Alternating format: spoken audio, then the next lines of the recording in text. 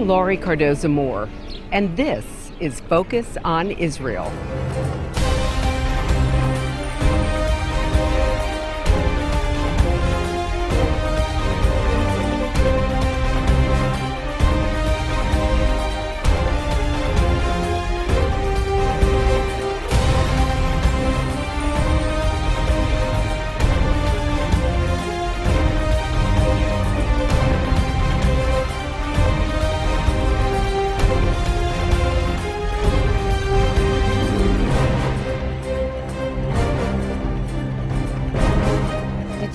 About the anti-Semitic opera glorifying Palestinian terrorists that recently played at the Metropolitan Opera in New York City? Hello, and welcome to this edition of Focus on Israel. I'm Laurie Cardoza-Moore, and in 2005, I founded Proclaiming Justice to the Nations, a nonprofit organization dedicated to educating and sharing the message of Christian biblical responsibility to the people and land of Israel. The ongoing and evolving war against Israel has taken multiple phases. The first phase was direct warfare. The second, terrorism. Terrorists have targeted Israelis both at home and abroad, from the massacre of Israeli athletes at Munich to the Second Intifada, to the murder of a crippled Jewish man, Leon Klinghoffer. Israel and the Jewish people have not been deterred, only strengthened in their resolve. But the anti-Semites and Israel haters continue to find a new scheme. We now see a soft war, a new anti-Semitism that seeks to isolate Israel by delegitimizing it through the media, the arts, as well as through boycotts, divestments, and sanctions. There are many people waging this war. Some blow up cafes, some fire rockets into civilian areas. Some are pursuing nuclear arms, and some through propagandist art, such as this controversial anti-Semitic opera. This battleground is everywhere, but the most far-reaching is the media and the arts. Anti-Semitic artists have taken a page from the masters of Jew hatred and propaganda, the Nazis. They knew how to use propaganda in the arts to appeal to the hearts of the masses. It is hard to believe that the Metropolitan Opera has taken a page from their book. The people behind this opera have aligned themselves with the terrorists, with the BDS camp, with anti-Semites around the world. They are adding fuel to a fire to destroy Israel. This so-called opera will only embolden our enemies and Israel's enemies. We must never stand for the glorification of terror under the shield of free speech. Hate speech is not free speech. Back in 2002, the president of Harvard, Larry Summers, put it this way: where anti-Semitism and views that are profoundly anti-Israeli have traditionally been the primary preserve of poorly educated right-wing populists, profoundly anti-Israel views are increasingly finding support in progressive intellectual communities. Serious and thoughtful people are advocating and taking actions that are anti-Semitic in their effect, if not their intent. Far from being dismissed out of hand, anti-Semitism today enjoys support at both the highest and lowest reaches of society. Still, it seems very disturbing to see that anti-Semitism has found a new home in polite society, a world-famous New York Opera Theater. The opera purports to depict the brutal 1985 murder of Leon Klinghoffer, the disabled Jewish American tourist who was shot and dumped into the sea by members of the PLO. Terrorists hijacked the cruise ship on which he and his wife were taking a special trip to Israel for their 36th wedding anniversary. But instead of showing the brutal killing of a defenseless old man by terrorists, the opera takes a strange turn, positing both Leon Klinghoffer and his murderers as moral equivalents, each representing an equally valid worldview. It opens with the wholly invented scene of Jews brutally killing defenseless Palestinian women. Jews are depicted as bloodthirsty and venal, willing to exploit others for their own gain. In contrast, the PLO terrorists who killed Klinghoffer are portrayed as more complex and even noble, singing at one point, "We are soldiers fighting a war. We are not criminals. We are not vandals. We are men of ideals." The Death of Klinghoffer was written by American composer John Adams and Alice Goodman. Both artists clearly had strong agendas as they worked on the piece. One of Mr. Adams' aims in writing the opera was to teach Americans to be more nuanced in their approach to terrorism. He wanted to teach audiences that terrorism could be understood instead of condemned. Given its offensive nature, The Death of Klinghoffer has rarely been performed. After its 1991 debut, opera companies the world over avoided it like the plague. We have to ask, why would the Met perform this toxic work? The Death of Klinghoffer isn't an abstract piece of theater. It goes a long way toward excusing the murder of a helpless American Jew, and its performance today runs the very real risk of exacerbating Jew hatred around the world. Ilse and Lisa Klinghoffer, Leon Klinghoffer's daughters, explained the opera's dangers. The Death of Klinghoffer rationalizes, romanticizes, and legitimizes the terrorist murder of our father.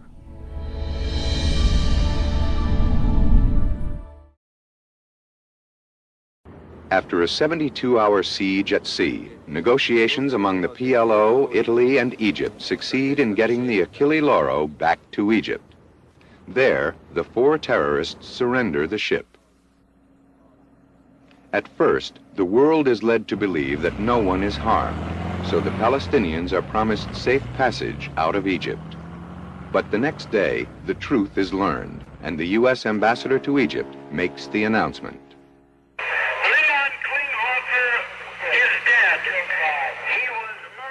The murder of a 69-year-old disabled passenger from New York City angers America. Americans are outraged when the terrorists are allowed to escape on an Egyptian plane to safe territory in Tunisia. This time, Reagan takes action. What we want is justice done. In a flawless execution, U.S. Navy F-14 fighter jets intercept the Egyptian airliner in midair and force it to land at a U.S. base in Sicily. These young Americans sent a message to terrorists everywhere. A message: you can run, but you can't hide.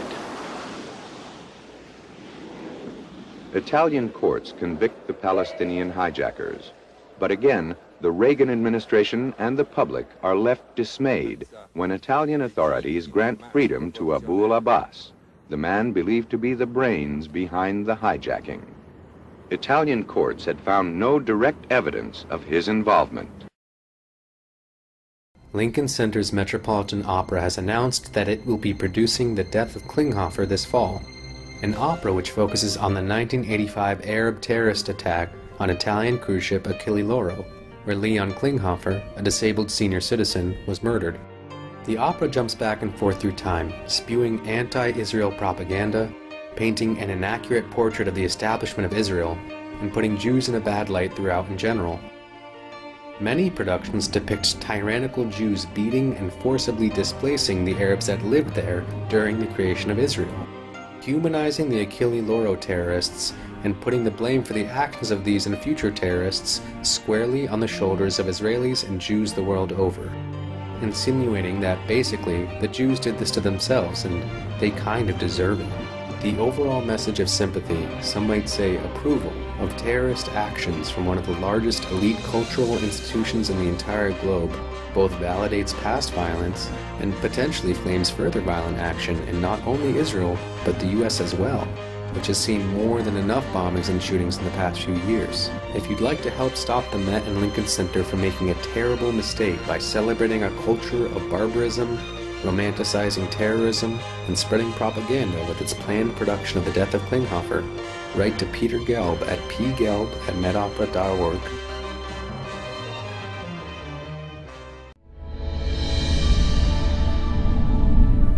The The Death of Klinghoffer Opera had its opening performance at the Metropolitan Opera of New York on October 20th and was met with several nights of large and angry protests. Outraged New Yorkers and others from around the country came to protest the work. All supporters of Israel realize what those who back the Death of Klinghoffer do not. Moral equivalence is dangerous. It erodes our knowledge of what is good and right and enables us to rationalize the unthinkable. We must always stand and say, like the protesters at Lincoln Center, no to terror, no to moral equivalence. I was very honored to be among the many notable leaders who spoke out that day and demanded the opera be canceled. As we proceed, I want to recognize organizations which helped put this wonderful day together. The Catholic League for Civil Rights, we'll hear from Bill Donahue shortly. Citizens Opposed to Propaganda Masquerading as Art. I'd like to now welcome a wonderful woman, a dear friend to all of us. Her name is Laurie Cardoza Moore. She's a righteous Christian who founded an organization entitled Proclaiming Justice Unto the Nations. She's an advocate for Israel, against terrorism, against moral equivalence. Please welcome Laurie Cardoza Moore. Thank you, Jeffrey. Thank all of you. You know what? Give each one of you yourselves a hand for being here this afternoon. Thank you so much. I want to thank Jeffrey Wiesenfeld and all the sponsors and organizations represented here today. I'm honored to be able to stand with you to challenge my colleagues in the industry to cancel this outrageous excuse of artistic expression. Finally, I want to again thank each of you. Here we are right before the High Holy Days, and I know every one of you is busy with things to do. But the fact that you took the time to come out today to take a stand, to let your voice be heard is so critically important at this hour. My name is Laurie Cardoza Moore. I'm a special envoy to the United Nations for the World Council of Independent Christian Churches, which has over 44 million congregants around the world. I also serve as president and film producer of Proclaiming Justice to the Nations, a nonprofit Christian organization whose mission is to educate Christians about their biblical responsibility to stand with our Jewish brethren and defend the state of Israel against the rise of global genocidal anti-Semitism. We accomplish our mission by producing award-winning documentaries and programs to educate Christians and mobilize them to action. So why did a housewife and mother of five decide to take on the world's oldest hatred? Well, for me and for many of us, 9/11 was a wake-up call. On that day, we all became Israelis. We were literally shocked and awed into the world of terrorism and the suicide bomber, a world where anti-Semitism still grows like a cancer that is now consuming this very opera house. There's not a single person here today who needs a lecture on the evils of anti-Semitism. It has become an ongoing and evolving war against the Jews and Israel. After Israel's founding, this war was conventional in nature, but the use of military force to destroy Israel failed. And so came phase two. Terrorism. Terrorists targeted Israelis both home and abroad, from the massacre of Israeli athletes at Munich to the Second Intifada to the murder of a crippled Jewish man, Leon Klinghoffer. Terrorists and thugs still continue to target Jews across the world, but they have not succeeded in bringing down the Israeli government nor weakening Israeli resolve. But the anti-Semites and Israel haters have not stopped. They merely found a new scheme, a new attack, a new anti-Semitism. Elie Wiesel stated, "This new anti-Semitism is not just anti-Jewish as it was in Nazi Germany. Today it is anti-Israel and anti-Zionist as well. Its goal is the same: delegitimize Israel's right to her ancient homeland, ultimately to dehumanize the Jews and their right to exist." The battleground is everywhere, but the most far-reaching is the media and the arts. Anti-Semitic artists have taken a page from the masters of Jew hatred and propaganda, Hitler's Nazis. In Mein Kampf, Hitler wrote, "All propaganda must be presented in a popular form. The art of propaganda consists precisely in being able to awaken the imagination of the public through an appeal to their feelings. In finding the appropriate psychological form, they will arrest the attention and appeal to the hearts of the national masses." The Met has taken a page out of Hitler's playbook. Nazi propagandas involved the production of films, books, and art to use their genocidal anti-Semitism. Ladies and gentlemen, I say the time for restraint is over. I want to thank you again for your coming out, for being here and being involved in this very important cause to make your voice heard. God bless you, and God bless the state of Israel. Lashana Tova. She's a great gal. We're not going to blame her for her relationship with the United Nations. Not at all. Okay. Please welcome our heroic mayor, Rudolph Giuliani.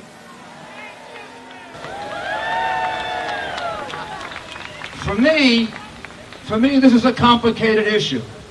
I've been an opera fan for 57 years. Probably been to the Metropolitan Opera 100 times. I own a CD of this opera. I've listened to this opera 4 or 5 times, and I've read its libretto 4 or 5 times, so I am not speaking to you from ignorance. As a story, attempting to account an appalling terrorist murder of a man in a wheelchair who was thrown into the Mediterranean simply because he was Jewish, it's a factually inaccurate and an extraordinarily damaging piece to an appropriate description of this problem. It did great damage to the relationship between Israel and Palestine, and it supports terrorism. As one who had occasion as a United States attorney to investigate Yasser Arafat, I can say with certainty that this murder was a pure act of terror. The Met and those who decide to go see this production have every right to do so, and it would be hypocritical and anti-American for us to interfere with that and to stop that. They have that right. But we also have a right, just as strong and just as compelling, to point out the historical inaccuracy and the historical damage this contributed to. Hundreds of millions of dollars going to Arafat. It also contributed to years and years of pursuing a plan for peace that was never realistic, and it never worked because it was based on a false premise of moral equivalency and a romanticized version of terrorism that has led to a world where terrorism has only become, as we know, sitting here today, years later, this romanticizing of terrorism has only made it a greater and a greater threat. And it has too often been justified as the expression of a legitimate political philosophy. I've been a patron of the Met for many years, and I appreciate its contribution to New York and to the United States. I will continue to be a patron, but with sincere regret over this decision, which I consider to be a grave mistake, one that never should have been made, one that should never be made again. Thank you very much.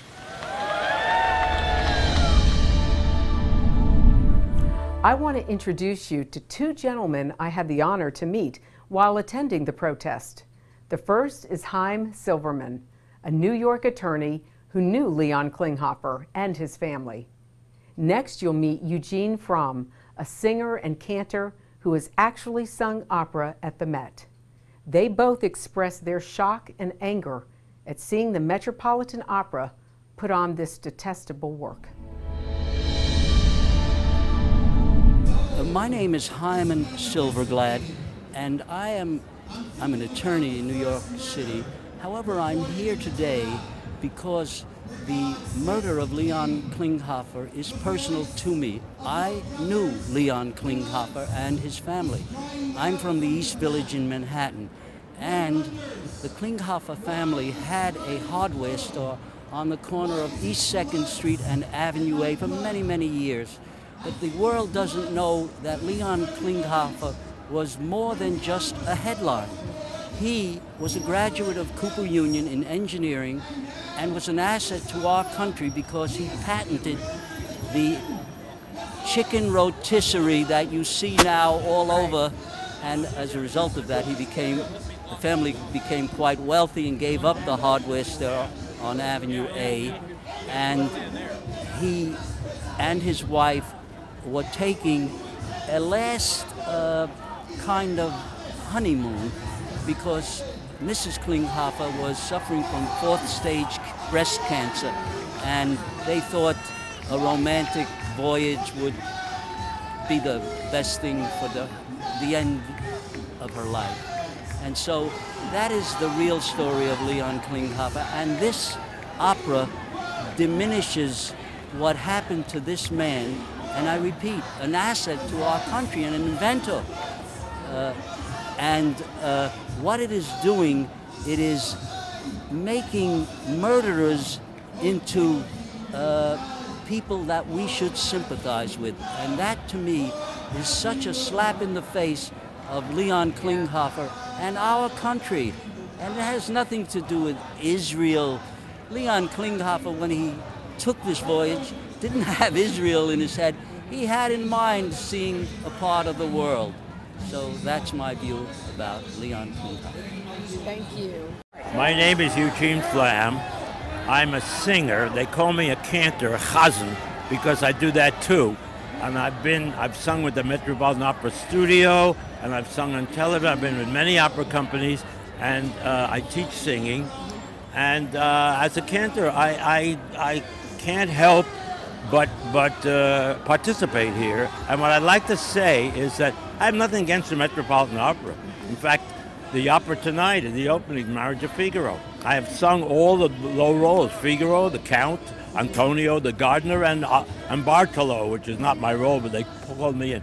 What I want to say about this is the ultra-liberal people, well-meaning, are going to say that there's room for difference of opinion, and they are feeling sorry for what they consider the underdog.